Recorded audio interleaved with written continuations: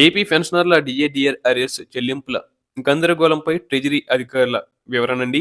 ఇక GO number 94 dated on November 2020 ప్రకారం July 2018 నాటి డిఏను గత ప్రభుత్వంలో జనవరి 2021 నుంచి క్యాష్‌గా మంజూరు చేసి 30 నెలల డిఏ బకాయిలు 3 భాగాలుగా అనగా జూలై 2018 నుంచి ఏప్రిల్ 2019 వరకు, అలాగే మే 2019 నుంచి ఫిబ్రవరి 2020 వరకు, అలాగే మార్చి 2020 నుంచి డిసెంబర్ 2020 వరకు 3 వాయిదాల బిల్ పెట్టడం జరిగింది. ఈ నేపథ్యంలో జూలై 2018 తర్వాత రిటైర్డ్ అయిన వారికి వారి డిపార్ట్‌మెంట్ కార్యాలయం నందు బిల్ చేసి 30 నెలల డీఏ బకాయిలు జీపీఎఫ్, జెడ్పీపీఎఫ్ వారికి పీఎఫ్ ఖాతాలో జమ చేయడం జరిగింది. అలాగే జూలై 2018 కంటే ముందు రిటైర్డ్ అయిన వారికి ప్రస్తుతం డీఏ రూపంలో జమ అవుతున్నాయి. కొంతమంది పెన్షనర్లు ఇంకను మాకు జమ కాలేదని చెబుతున్నారు.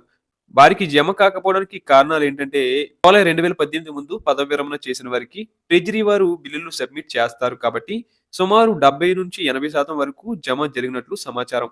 కొంతమంది మాకు జమ కాలేదని అడుగుతున్నారు. పెన్షన్ ఒక ట్రెజరీ నుంచి మరొక ట్రెజరీకి మార్చుకున్న వారికి కూడా పడలేదని సమాచారం. ఇలాంటి వారు ట్రెజరీ అధికారులను కలిసి అర్జీ ఇచ్చుకోవాలి. అలాగే ఒకే ట్రెజరీలో తమ సహచరులకు కొందరికి జమ కాబడి ఎవరికైనా జమ కాకపోతే వారు ట్రెజరీ అధికారులను కలిసి అర్జీ ఇచ్చుకోవాలి. బిల్లు సబ్మిట్ చేయకపోతే రీసబ్మిట్ చేయమని కోరాలి. అలాగే మరణించిన కుటుంబ పెన్షనర్లు మరియు సర్వీస్ పెన్షనర్లకు కూడా డిఆర్ జమ జరుగుతుంది. వారసులు పరిశీలన చేసుకోవాలి. వీరి బిల్లులను 100% అధికారులే సబ్మిట్ చేస్తారు కాబట్టి జమ కాకపోతే ట్రెజరీ అధికారులను అడిగి వివరణ తెలుసుకోవాలి. అలాగే జూలై 2018 నుంచి డిసెంబర్ 2020 మధ్య పదవి విరమణ చేసిన వారి విషయంలో కొంతమంది అరియర్స్ జమ జరిగిందని, మరికొంతమంది మాకు జరగలేదని, జమ జరిగిన కొంత మొత్తం మాత్రమే జరిగిందని రకరకాలుగా తెలుపుతున్నారు. దీనికి కారణాలు ఏంటంటే, జూలై 2018 నుంచి డిసెంబర్ 2020 మధ్య వివిధ నెలల్లో పదవి విరమణ చేసిన వారికి బిల్లులు 2 విధాలుగా సబ్మిషన్ జరుగుతుంది. పని చేసిన కాలానికి ఉద్యోగిగా సంబంధిత డ్రాయింగ్ అధికారి బిల్లు పెడతారు. బిల్లు డ్రాయింగ్ అధికారి సబ్మిట్ చేశారో లేదో తెలుసుకోవాలి. ఈ బిల్లు సుమారుగా 5 సంవత్సరాల నుంచి ప్రతి సంవత్సరము తదుపరి సంవత్సరానికి మూవ్ అవుతుంది. బిల్లు నెంబర్ మారుతూ ఉంటుంది. ఈ బిల్లును మరలా సంబంధిత డ్రాయింగ్ అధికారులు రీసబ్మిట్ చేసి ఉండాలి. అలా చేశారా లేదా చూడాలి. అలా బిల్లు రీసబ్మిట్ చేయకపోతే అప్పుడు మీకు జమ కాదు. అలాంటి వారు సంబంధిత డ్రాయింగ్ అధికారులను కలిసి రీసబ్మిట్ చేయమని కోరాలి.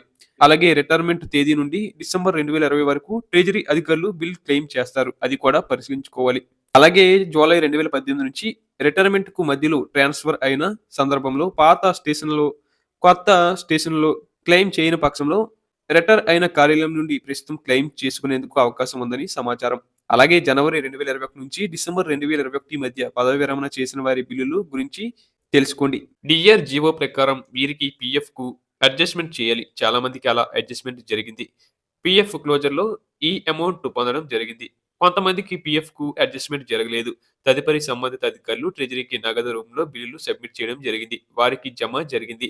జమ కాని వారు అమౌంట్ అడ్జస్ట్‌మెంట్ జరిగిందా లేదా అని పరిశీలించుకోవాలండి.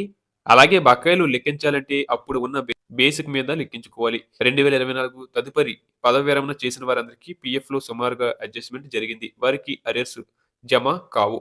అలాగే పెన్షనర్లకు జూలై 2018 నుండి డిసెంబర్ 2020 వరకు 30 నెలల అరియర్స్ మాత్రమే జమ అయ్యాయని గమనించాలండి మీరు. పెన్షనర్లలో ప్రస్తుతం నెలకొన్న సందిగ్ధత పరిస్థితుల దృష్ట్యా ట్రెజరీ అధికారులను సంప్రదించగా పెన్షనర్లు తమ డిఆర్ బకాయిల విషయంలో ఆందోళన పడాల్సిన అవసరం లేదని, వారికి రావాల్సిన బకాయిలు తప్పకుండా జమ అవుతాయని తెలిపారు. కావున ఈ వివరాల మేరకు డిఆర్ బకాయిలు రావాల్సిన వారు ట్రెజరీ అధికారులను సంప్రదించి PPO, CFMS, PPO ID, bank account వివరాలు మరియు జనవరి మాసం బ్యాంకు స్టేట్మెంట్ జత చేసి సవివరంగా అర్జీ ఇచ్చినచో వాటిని సక్రమంగా పరిశీలించి 10 రోజుల్లో ఈ సమస్యలను పరిష్కరించేందుకు తగు చర్యలు చేపడుతున్నామని తెలిపారు.